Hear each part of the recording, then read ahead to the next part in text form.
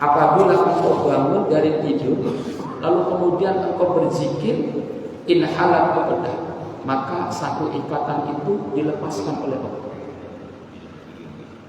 Bangun tidur lalu berzikir. Apa zikirannya? Boleh dengan bacaan doa sesudah bangun tidur.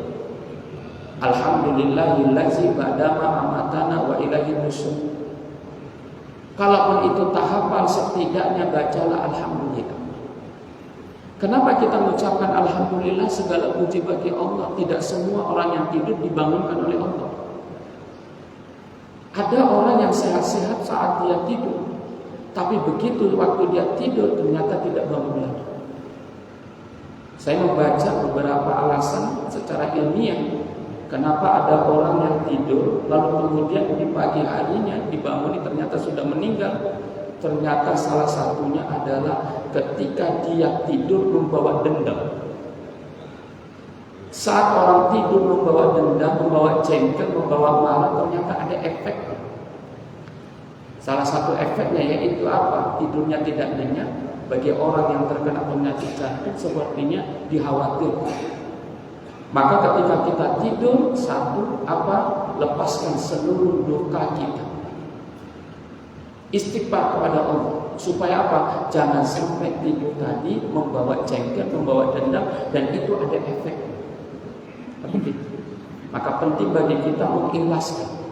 Kita yang salah kita istighfari, orang yang salah kita ikhlaskan. Supaya tidurnya itu hilang. Bayai Khalwani adalah merupakan salah satu ulama di Jawa Tengah Purworejo. Beliau itu pernah mengatakan, jika engkau tidur ingin kualitasnya bagus, karena kita tidur kualitasnya nggak bagus, sekalipun tidur kita itu lama, tapi kualitasnya nggak bagus. Atau kita tidur dengan durasinya singkat, hanya beberapa jam. Kita bangun tidur, misalnya kita tidur jam 2 karena faktor pekerjaan. Lalu subuh kita harus bangun. Jadi tidak kurang dari 3 jam. Lalu bagaimana kualitas tidur kita supaya enak, nyaman, dan sehat bangunnya? Kata Mbak Yai Khalwani, amalkan membaca alam nasr sebelum tidur. Maka ketika kita baca surah alam nasr sebelum tidur, maka insya Allah barokahnya direlaksasi itu badan kita. Dan beberapa kali saya mengamalkan, alhamdulillah memang benar. Apalagi kondisi kita kalau misalnya tidur sering bangun malam. Bangun malam bukan niat mau ibadah, tapi mohon maaf buang air kecil yang terus menerus. Maka kalau begitu dianjurkan bagi orang yang ingin tidurnya itu mendapatkan kenikmatan, maka ketika sebelum tidur membaca alam nasr. Jadi yang pertama katanya setan mengikat manusia ketika tidur dengan 3 ikatan, maka satu ikatan itu akan terlepas apabila selesai bangun tidur kita berzikir kepada Allah. Yang kedua, fa'il tawaddu'a in halal uqdah. Setelah berzikir lalu kemudian kita berwudu, maka ikatan yang kedua itu lepas. Lalu fa'il salat in halal uqdah. Dan setelah kita berwudu, ikatan kedua itu lepas, berarti tinggal satu ikatan lagi. Apa satu ikatan lagi supaya bisa lepas? Adalah dengan melaksanakan sholat. Jika 3 ikatan ini lepas, apa Nabi mengatakan? Fa'asbaha nasyitan thayyaban nafs. Maka di pagi hari itu kita akan semangat. Dan jiwa kita itu akan nyaman, enak, semangat. Ada orang bangun tidur, durasinya panjang, tapi begitu mau bekerja, perasaan kok kita nggak enak, kok malas sekali mau kerja, begitu. Kok capek kali lah pagi ini, padahal aku harus jualan. Kenapa bisa terjadi? Kualitas tidurnya nggak bagus, dan setelah bangun tidurnya 3 ikatan ini juga belum selesai semua, terputus. Maka kalau begitu, apa yang harus dilakukan? Zikir. Kemudian berwudu, yang ketiga sholat. 3 ikatan ini lepas, maka apa yang terjadi? Asbaha nasyitan, semangat. Kemudian toyaban nafsu, jiwa kita akan nyaman, tentu. Karena penyakit tidak selamanya harus berangkat dari makanan. Tapi justru penyakit itu, kata Imam Al-Ghazali, lebih banyak tumbuh dari dendam, dari penyakit-penyakit hati. Jadi bagaimana mungkin kita akan nyaman hidup kalau hati kita tidak tertata dengan baik. Kualitas bangun pagi yang bagus, maka akan melahirkan semangat hidup dan kerja yang optimal.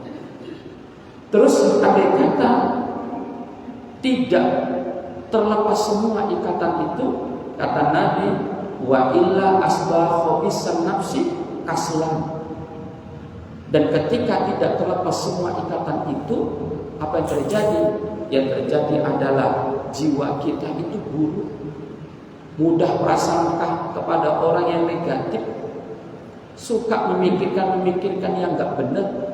Ditambah lagi apa kata? Kaslan. Apa itu kaslan? Menjadi malas. Ya, coba nanti kita perhatikan anak-anak kita. Hari Senin dengan hari Ahad, anak kita kadang hari Minggu lebih semangat karena mau olahraga. Tapi hari Senin mau sekolah kayaknya kok berat. Itu perlu juga kita koreksi. Dia berangkat dari sekolah itu naik kereta, tenaga nggak banyak, tapi olahraga di pagi hari sampai jauh dia mampu, dan bangun tidurnya pun dia cepat. Begitu. Kalau untuk sekolah kayaknya berat, tapi ternyata untuk olahraga kayaknya kok kuat. Dan itu perlu dipertimbangkan. Padahal yang kita inginkan dua-dua harus semangat. Olahraganya harus semangat dan sekolahnya juga harus semangat.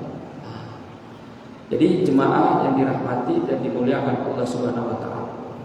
Yang kedua, dalam sebuah keterangan juga Imam Al-Ghazali mengatakan, inna lisyaitani sa'utan wala'ukan wazarun. Setan itu kemana-mana itu membawa tiga. Setan kemana-mana itu membawa tiga. Apa yang tiga itu? Yang pertama adalah sa'utan. Apa itu sa'utan? Sa'utan itu seperti hirupan. Kalau dalam kamus bahasa Arab saya tengok artinya hirupan. Jadi setan itu membawa hirupan. Siapa yang menghirup apa yang dibawa oleh setan, nanti ada penjelasan. Yang kedua, setan itu membawa lautan, yaitu seperti apa? Olesan. Dan yang ketiga adalah zaruran, yaitu taburan. Kita akan bahas yang tiga ini. Yang pertama tadi setan membawa seperti hirupan. Apa yang terjadi? Fa'ija as'atal abdu sa'ahulukuh. Jika ada seorang manusia atau jika manusia kemudian menghirup apa yang dibawa oleh setan, apa yang terjadi? Sa'ahulukuh, tingkah lakunya nggak benar, akhlaknya buruk, dinasihati nggak terima, tapi tukang memberikan nasihat. Diajari orang rendah hati nggak mau, tapi sombongnya tinggi, sujudnya sering. Gitu tuh. Ketika dia diberikan arahan atau dikoreksi, sepertinya tidak terima, tidak suka. Ini penyakit bahaya. Kalau anak dinasihati marah, kita panggil pura-pura nggak dengar. Toa yang tinggi, keras, suaranya dari masjid, nggak bangun. Tapi HP di bawah bantal, suaranya kecil, bangun. Itu tuh. Apa yang terjadi? Sa'ahulukuhu, kok bisa kena hirup? Dia menghirup apa yang dibawa oleh setan. Begitu. Dan di dalam tafsirannya ternyata orang-orang yang paling mudah kena apa yang dibawa oleh setan itu, menghirup apa yang dibawa oleh setan itu apa? Saat dia marah. Maka ke dalam sebuah keterangan itu Nabi Musa pernah diberitahu oleh iblis, uskuruni hina takut. Wahai Musa, ingat aku saat engkau marah. Karena ketika manusia marah, maka akan aku tiupkan. Lalu kemudian manusia itu menghirup. Dan keterangannya itu, manusia itu menghirup, lalu kemudian akalnya menjadi bermasalah dan akhirnya tidak berfungsi. Muncullah sifat marah. Dan di saat marah itu, apa yang terjadi? Semuanya jadi serba salah. Saat kita bergaduh, piring tidak ada salah karena kita banting. Saat kita bertengkar, meja sering kita pukul. Saat kita emosi, pintu yang tidak ada masalah kita rusak. Bagaimana mungkin ada orang yang cerdas melakukan itu? Lalu kemana kecerdasannya? Ternyata kecerdasannya rusak dikarenakan marah. Maka kata Nabi, apa katanya? Al-aqlu yuzilul al-ghadabu yuzilul aql. Orang yang marah, maka intelektualnya, kecerdasannya itu akan hilang. Maka ini salah satu potensi orang yang ketika marah, maka dia akan mendapatkan apa yang sering ditaburkan oleh setan berupa hidup. Yang kedua, setan itu membawa laupan. Apa itu laupan dan apa laupan itu artinya adalah polesan. Ketika manusia itu terkena polesan setan, apa yang terjadi? Wa iza al-aqahu zaruba lisanuhu bisyar. Ketika terkena polesan setan, zaruba lisanuhu bisyar, lidahnya tajam untuk nyakitin hati orang.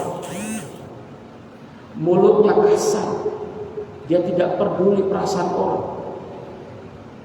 Kadang kita berpikir, kita tinggal bertetangga, tak ada salah, tapi kadang kita dipenuhi mudah emosi tetangga sendiri. Kita nyapu seolah-olah mengusir dia. Kita bunyikan ngaji seolah-olah dia nggak terima, berisik.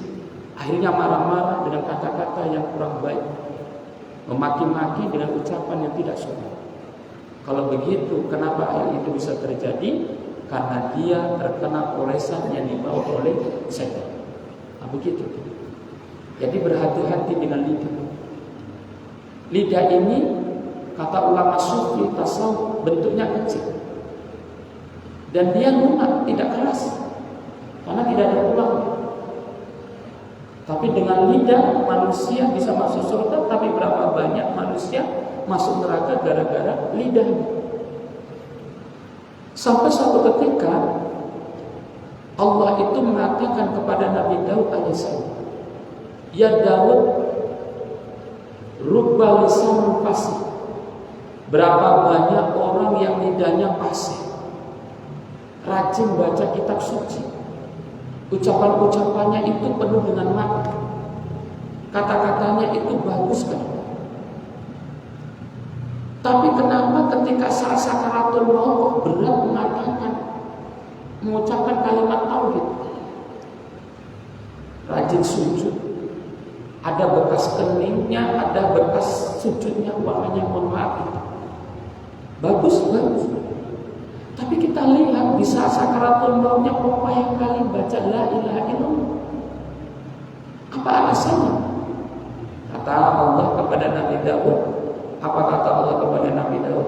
Wahai Daud, sesungguhnya saat dia hidup, dia sering memburuk-burukkan orang, sehingga lidahnya yang tadinya itu rajin ternyata kalah dengan dosa yang dia lakukan gara-gara memburuk-burukkan orang. Ucapannya kasar, tapi sering ngaji.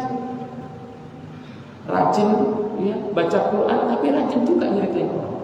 Nah ini kata ya, ini dikhawatirkan saat meninggal dunia, dikhawatirkan berat nanti membaca la ilaha illallah Muhammadur Rasulullah. Ada orang yang gak bagus, tapi begitu dia meninggal dimudahkan Allah. Hari-harinya kita lihat penuh masalah, tapi terakhir ketika saat sakaratul maut ternyata dimudahkan oleh Allah mengucapkan syahadat. Apa yang terjadi?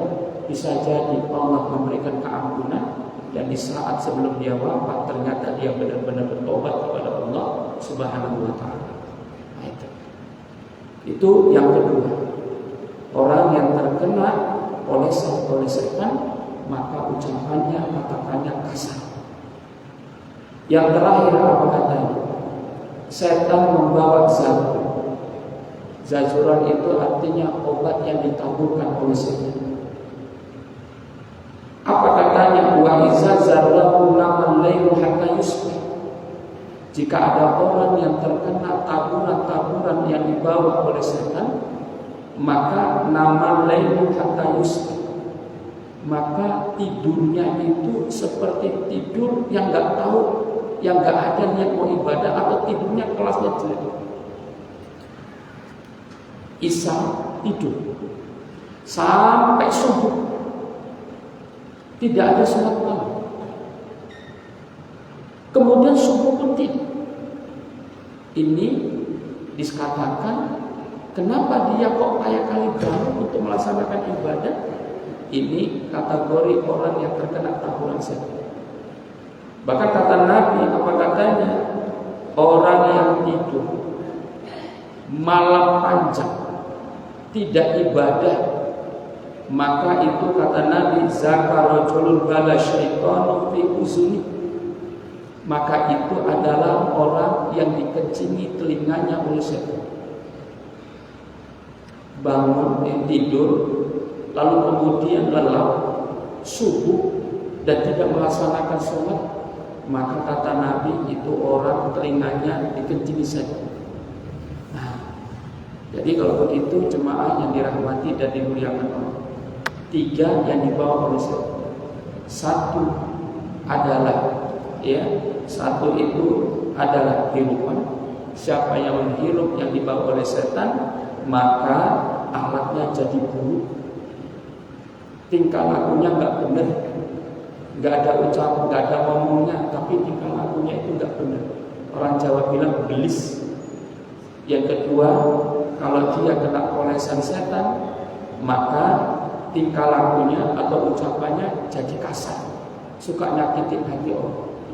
Yang ketiga, setan membawa zaruran yang sifatnya taburan, maka ketika terkena, maka dia itu lelap tidur sehingga lupa ibadah kepada Allah. Lalu apa solusinya? Solusinya adalah laksanakanlah minimal sebelum kita tidur 2 rakaat. Sebelum kita tidur, sholat 2 rakaat. Karena sholat malam itu tidak mesti harus tengah malam. Sholat malam itu boleh kita lakukan setelah sholat isya. Begitu selesai sholat isya, melaksanakan sholat sunat 2 rakaat, maka sholat sunat lagi dulu. Terserah, mau sholat hajat silakan, mau sholat taubat dulu, mau sholat witir nggak mau. Ustaz, saya sholat witirnya habis isya, boleh? Tengah malam saya bangun, sholat tahajud, silakan. Apakah setelah saya sholat tahajud saya tutup lagi sholat witir? Tidak. Apa alasannya? La witrani fil laili. Tidak ada 2 kali witir dalam sholat dalam satu malam. Contoh, tarawih. Habis tarawih ada witir nggak di sana? Ada ya. Lalu kemudian sahur kita. Habis sahur kita sholat. Kemudian apakah di mana-mana katanya kalau sholat malam ditutup dengan sholat witir? Betul. Tapi kita sudah witir sebelumnya di depan. Jadi apakah lagi sholat witir? Kata Nabi, la witrani fil laili, tidak ada 2 kali witir dalam satu malam. Sekurang-kurang witir itu 1 rakaat. Tapi adnal kamal, yaitu paling rendah dari kesempurnaan witir itu adalah 3 rakaat. Dan yang 3 rakaat ini boleh kita lakukan dengan 2 cara. Sholat witir 3 rakaat boleh kita lakukan dengan 2 cara. Cara yang paling terbaik adalah 3 rakaat 2 salam. Berarti 2 rakaat baru kemudian 1 salam. Tapi niatnya begitu. Jangan niatnya usolli sunnatal witri, kurang tepat. Kalau kita niatnya usolli sunnatal witri, sengaja aku sholat witir 2 rakaat, itu kurang tepat. Tapi sunatnya niatnya bagaimana? Usolli sunnatan minal witri, sengaja aku sholat sunat bahagian dari witir. Karena witir itu kan 11. Sementara kita mengajarkan rakaat ini kan 2. Sementara witir kan artinya ganjil. Saya ulangi, witir itu artinya ganjil. Kalau kita mengerjakan sholat witir dengan 3 rakaat, dengan 2 salat berarti yang pertama berapa? 2. 2 itu kan belum ganjil. Maka kalau begitu niatnya jangan usolli sunatal witri, sengaja aku sholat sunat witir, jangan begitu. Tapi niatnya usolli sunatam minal witri, sengaja aku sholat sunat bahagian dari sholat witir. Rokata ini lillahi ta'ala. Gitu tuh. Baru selesai 2 rakaat salam berdiri, tambah lagi 1. Usolli sunatal witri rokatan lillahi ta'ala. Gak usah pakai usolli sunatal minal witri lagi. Karena apa? Karena kita kerjakan 1 itu kan ganjil. Paham? Nah begitu. Itu yang paling adnal kamal, yaitu yang paling rendah, tapi bagian serendah-rendahnya kesempurnaan itu 3 rakaat. Ada yang mengerjakan witir 3 rakaat 1 salam. Dengan catatan sholat witir yang 3 rakaat 1 salam, rakaat keduanya tidak ada tahiyat. Supaya apa? Pembeda mana sholat witir, mana sholat maghrib. Kalau sholat maghrib 3 rakaat, kita ingin sholat witir yang 3 rakaat 1 salam, maka harus dibedakan.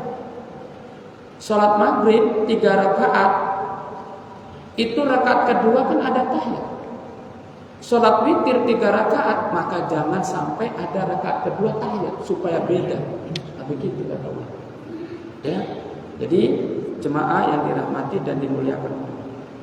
Jadi untuk mengantisipasi supaya kita itu terdinding, terbebas dari apa yang dibawa oleh setan yang 3 ini, maka apa yang kita lakukan? Sholatlah witir, sholatlah 2 rakaat minimal di waktu malam, maka insya Allah kita akan terbebas, atau insya Allah kita akan terjaga dari hal-hal atau dari sesuatu yang dibawa oleh setan.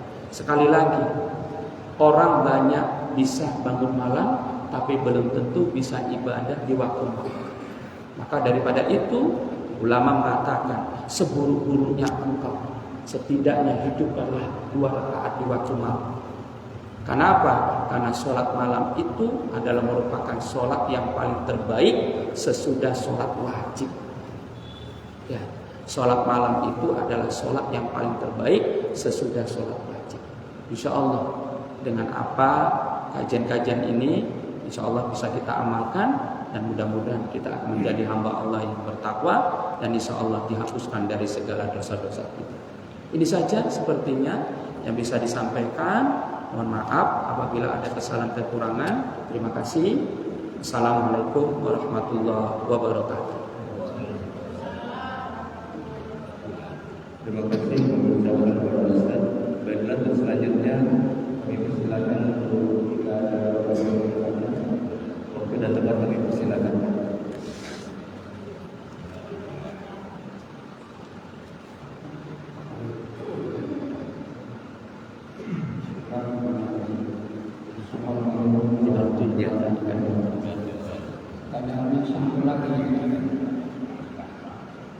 Pertanyaan kita yang terakhir waktu itu bisa pindah ke sholat itu kita belajar tentang pernah sholat.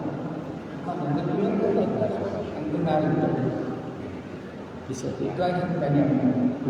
Kita yang rajin sholat itu bisa pindah ke yang gak rajin sholat. Bisa. Maksudnya gimana? Kita yang rajin sholat, Bisa pindah ke yang gak pernah sholat.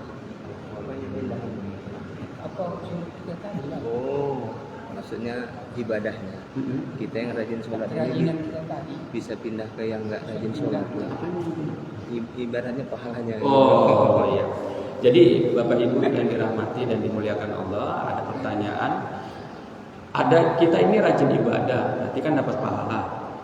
Bisakah pahala kita itu bergeser kepada orang yang tidak pernah ibadah gitu? Saya katakan bisa. Kenapa? Contoh, ada sebuah kisah ketika Sayyidina Umar itu didatangi oleh sahabat. Lalu Sayyidina Umar ini dikasih tahu, wahai Umar, si Fulan itu menjelek-jelekan dirimu, kepemimpinanmu itu dibilang begini dan begitu, pokoknya jelek. Lalu apa yang dilakukan Sayyidina Umar? Sayyidina Umar nggak ngomong. Ia ke belakang, lalu membawa sesuatu dari dapur, lalu kemudian diberikan kepada ini orang. Tolong kasihkan ini kepada orang yang ngejek. Lalu orang ini bertanya, wahai Umar, dia memburu-burukanmu. Lalu kenapa engkau kasih hadiah? Apa kata Sayyidina Umar? Sesungguhnya dia ketika memburu-burukanku, maka pahala dia itu digeser kepadaku sesuai dengan dosa. Jadi ketika aku tidak ibadah diberikan, maka kan aku terima kasih. Maka aku kasihkan ini. Aku kasihkan ini, kasihkan sama dia. Pertama adalah bentuk terima kasih, yang kedua adalah bentuk supaya dia berubah. Karena biasanya orang yang suka memburu-burukan itu karena nggak dapat bagian gitu. Nah begitu. Ya.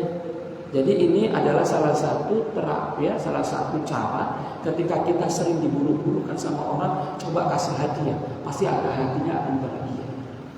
Jadi bisa jadi kita ini, kita rajin sujud, rajin baca Quran, tapi sering memburu-burukan orang. Yang kita burukan sekolah. Lalu apa yang terjadi? Pahala kita sikit-sikit terkurangi, lalu digeser ke dia. Maka ciri orang yang rajin ibadah tidak boleh memaki-maki orang yang tidak beribadah. Karena masalah dia tidak ibadah itu urusan dia dengan Allah. Karena hati itu tetap mencatat. Tapi apa yang kita lakukan? Satu, doakan. Semoga terbuka hatinya. Yang kedua adalah diberi nasihat. Satu kali diberi nasihat, ada orang diberi nasihat, sholatlah. Udah tua, kapan lagi kita ke masjid? Apa jawabannya? Belum terbuka hatiku. Ada orang begitu. Sholatlah, kapan lagi kita mau bisa dengan mengharap orang baik? Udah capek kita berkumpul dengan orang-orang selama ini. Jiwaku belum, imanku belum masuk. Jangan sampai nunggu masuk iman baru sholat. Tapi sholatlah nanti imannya jadi masuk. Sholatlah nanti hatinya jadi lembut. Lalu muncul sholat kok dipaksa-paksa, gitu. Memang harus dipaksa. Sekarang logikanya sederhana. Pilih mana? Masuk surga dipaksa atau ikhlas tapi masuk neraka? Gitu. Pasti jawabannya dipaksa supaya masuk surga. Kita kalau nggak mau maksa diri untuk menghafal, kita akan berat dapat ujian bagus waktu ujian, dapat nilai bagus waktu ujian. Maka dipaksa. Sama halnya kita memaksa diri kita supaya ada jatah surga kita di akhirat kelak. Maka dipaksa. Nanti lama-lama kan terbiasa. Tapi gitu deh. Jadi sekali lagi, bisakah orang yang rajin ibadah pahalanya itu berpindah? Bisa. Kapan itu? Salah satunya adalah ketika kita menggibah, memburu-burukan orang. Ya, memburu-burukan orang. Maka tugas kita cukuplah kita doakan dia dan kemudian diberi nasihat. Setelah diberi nasihat lalu kemudian tidak berubah, itu urusannya adalah hidayah dari Allah. Karena baginda Rasulullah saja merubah Abu Jahal pamannya gak bisa. Nabi Ibrahim saja, Nabi Muhammad saja meminta supaya Allah merubah hati dari pamannya Abu Thalib saja, juga tidak bisa. Tugas kita adalah memberi nasihat, masalah hidayah biarlah Allah nanti yang menentukan. Itu saja. Terima kasih.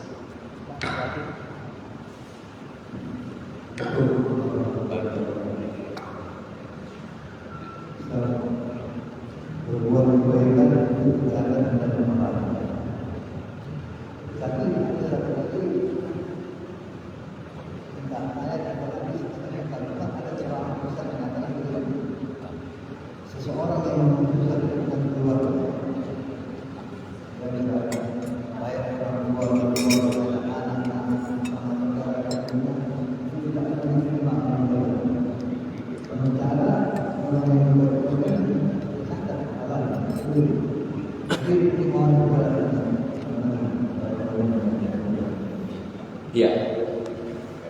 Ada orang rajin ibadah, tapi dia memutuskan silaturahim.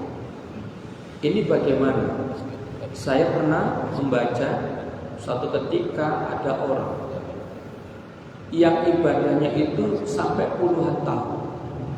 Lalu kemudian dia datang ke Allah. Ya, karena ketika itu dia disiksa. Lalu dia bertanya, ya Allah, amal ibadahku mana? Kok aku disiksa? Apa jawaban Allah? Kuputuskan rahmatku kepadamu di akhirat karena engkau memutuskan rahmatku atau silaturahimku di dunia. Gitu tak? Jadi pengertiannya, orang rajin ibadah tapi silaturahimnya terputus, maka bisa jadi nilai memutuskan silaturahimnya dengan ibadahnya ternyata tidak bisa diimbangi oleh ibadahnya. Maka harus apa yang kita lakukan? Yang kita lakukan adalah ketika kita menjauh dari orang, jangan niatkan memutuskan silaturahim. Tapi niatkan apa? Saya tidak mau terjadi hal-hal yang buruk lagi. Contoh, saya dengan Bang Ijo, ada sesuatu yang gak nyaman. Akhirnya ada perasaan gak enak. Kesannya perang dingin gitu kan. Jangan niatkan di dalam hati mutus silaturahim. Tapi niatkan apa? Males lah. Nanti daripada nanti terjadi sesuatu, atau misalnya lagi bawa jengkel ini, tiba-tiba apa yang terjadi? Enggak, nanti emosi pula. Kan menjagakan itu. Jadi apakah itu termasuk silaturahim, memutuskan silaturahim? Definisi memutuskan silaturahim adalah ketika memang ada niat kita tidak mau bersaudara lagi dengan dia. Nah, begitu. Kalau misalnya kita dengan orang pernah dia menyinggung kita, lalu kemudian kita tidak ada niat untuk memutuskan silaturahim, hanya sekadar males, itu tidaklah disebut memutuskan silaturahim. Tapi kalau sudah ada niat memutuskan, nah itu baru, itu yang bahaya. Karena bisa jadi kita dengan kawan yang tadinya bagus, lalu kemudian ada sesuatu perbuatan dia yang tidak mengenakan hati, lalu kemudian kita itu tidak nyaman, akhirnya males. Pengertian males itu bukan berarti memutuskan ya, arisan, gitu tak? Males aku sama dia ngomongnya tinggi kali, gitu tak? Akhirnya kita males bergabung sama dia. Apakah itu termasuk memutuskan silaturahim? Tidak. Nah, begitu ya. Jadi definisi memutuskan silaturahim itu artinya memang sudah ada niat mau tidak bersaudara. Lalu apa solusinya? Ternyata kata Nabi, barang siapa ada orang yang tidak nyamanan tidak begitu pemahamannya, maka siapakah yang paling terbaik? Siapa orang yang mendahulukan mengucapkan salam, maka itulah orang yang paling baik. Maka dari sini kita diajarkan oleh Nabi, ketika hati kita tidak nyaman dengan si pola, maka untuk menetralisir kemarahan di hati kita, mulailah dengan mengucapkan salam. Assalamualaikum. Insya Allah plong. Maka disinilah disanjurkan, ya bukan wajib ya, dianjurkan ketika selesai sholat kita salam-salam. Karena bisa jadi ketemu berdua rasanya kok sungkan, tapi kalau waktu sholat salaman, insya Allah itu akan mengurangi rasa sakit hati dan akhirnya jadi lembut lagi. Begitu ya. Jadi intinya sudah ada niat mau tidak bersaudara lagi, kira-kira begitu. Yang disebut memutuskan silaturahim. Ya, itu saja. Ada lagi mungkin Bapak Ibu satu pertanyaan lagi.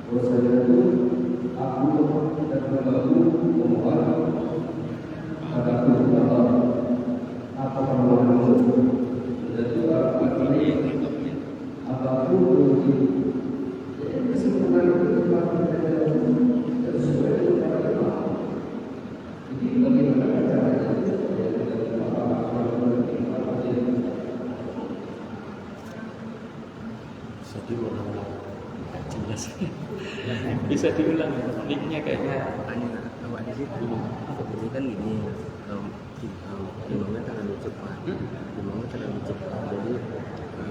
bacaan kita kan belum siap imamnya ini, apakah sholat kita diterima dan bagaimana? Ya, baik. Jadi pertanyaannya adalah saya bermakmum, lalu kemudian imam bacaan Fatihahnya cepat, gitu ya, atau lebih cepat dibandingkan dengan kita yang baca Fatihah. Jadi ketika imam ya membaca Fatihah cepat, setelah imam selesai kita kan baca Fatihah yang makmum. Lalu makmumnya itu belum selesai bacaan Al-Fatihahnya, lalu imam karena bacanya cepat, surahnya juga pendek, lalu dia ruku. Lalu bagaimanakah makmum ini berjemaahnya? Apa kata dalam kitab fikih, sepanjang yang engkau ikuti itu benar dan sah, maka itu sah. Tapi bacaan Fatihah saya belum selesai. Misalnya pada waktu iyyaka na'budu wa iyyaka nasta'in, imam sudah ruku. Kita masih iyyaka na'budu wa iyyaka nasta'in. Apa yang kita lakukan? Rukuklah. Lalu Fatihah kita kan katanya baca Fatihah itu kan wajib, benar. Tapi di dalam kitab itu dijelaskan al-imamu dominu, imam itu penjamin. Jadi karena imam itu penjamin, maka bacaan Fatihah oleh makmum yang belum selesai itu dijamin oleh imam. Jadi sepanjang imam itu sholatnya benar, maka makmum akan benar. Cuman yang jadi perhatian daripada ini menjadi problem atau isu yang kurang tepat di kalangan makmum, maka imam itu harus sadar karena imam itu pemimpin. Maka kalau begitu solusinya daripada ini nanti nggak nyaman makmumnya, maka imam satu pelankan bacaannya. Imam artinya diperlambat bacaannya. Yang kedua, setelah membaca Al-Fatihah berhenti sebentar. Karena kalau dalam kitab fikih kan begitu, setelah baca waladhdallin amin gitu kan, imam itu berhenti sebentar, memberi kesempatan bagi makmum membaca Al-Fatihah, lalu kemudian imam baca surah. Begitu surah itu belum selesai atau sudah selesai, maka makmum pun baca Al-Fatihah sudah selesai, maka lebih kuat makmumnya. Sepertinya itu solusinya. Jadi pada intinya ketika ada seorang imam Fatihahnya cepat, surahnya juga pendek, lalu kemudian makmumnya belum selesai membaca Al-Fatihah, lalu kemudian imamnya sudah rukuklah.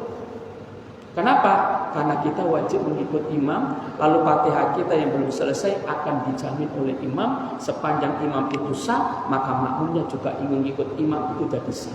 Nah, itu aja jawabannya. Gitu ya. Tapi itu tadi perlu ya bagi seorang imam itu untuk bisa melihat jemaahnya. Nah, kalau kira-kira banyak pertanyaan, sepertinya ya diperhatikan juga jadi imamnya. Nah, gitu ya. Gitu lah. Baik, Bapak Ibu yang dirahmati dan dimuliakan Allah Subhanahu wa taala, mudah-mudahan kajian ini membawa berkah. Insyaallah Ibu, Bapak sehat selalu, rezekinya diberikan lipat ganda oleh Allah taala, keluarganya sakinah mawaddah warahmah, anak cucunya insyaallah menjadi anak yang soleh dan soleh. Itu saja. Sekali lagi saya tutup dengan ucapan alhamdulillah. Assalamualaikum warahmatullahi wabarakatuh. A'udzubillahi minasyaitonir rajim. Bismillahirrahmanirrahim. Alhamdulillahirabbil alamin wassalatu wassalamu ala asyrofil anbiya'i wal mursalin wa ala alihi wa ashabihi ajma'in. Allahumma fir lana dzunubana wa liwalidina warhamhum kama rabbayana shaghira wa li jami'i masyayikhina wal muallimina ولجميع المسلمين والمسلمات والمؤمنين والمؤمنات الأحياء منهم والأموات برحمتك يا غفور رحيم. اللهم تقبل منا صلاتنا ودعاءنا وحاجاتنا وجميع عبادتنا يا الله يا خير المقبولين. اللهم طول وبارك نورنا وصحح أجسادنا وواسع رزقنا وقضي بفضلك ديوننا وأصلح بكرمك سؤوننا وحسن أخلاقنا وثبت إيماننا كإيمان أنبيائك ورسولك صلى الله عليه وسلم. اللهم اجعل جمعنا هذا جمعا مرحوما وتفرقنا من بعده تفرقا معصوما خصوصا لهذه الجماعة يا مجيب السائل. اللهم يا كافي البلاء اللهم يا كافي البلاء اللهم يا كافي البلاء ابن البلاء قبل نزوله من السماء يا الله يا رحمن الرحيم khususan min baladina Indonesia wa khususan fi hajil Korea desa ketundukan bi rahmatika ya arhamar rahimin. Rabbana atina fid dunya hasanatan wa fil akhirati hasanah wa qina azabannar wa sallallahu wa sallam alaihi subhana rabbika rabbil izzati amma yasifun wa salamun alal mursalin walhamdulillahi rabbil alamin. Terima kasih kami ucapkan kepada tausiah pada hari ini. Semoga bermanfaat kita amalkan kehidupan kita sehari-hari. Belum disampaikan insyaallah pada waktu Sabtu ini pada maghrib sampai dengan Isya kita akan melakukan pengajian. Demikian yang dapat kami sampaikan. Mohon maaf atas segala kekurangan. Billahi taufiq wal hidayah. Wassalamualaikum warahmatullahi wabarakatuh.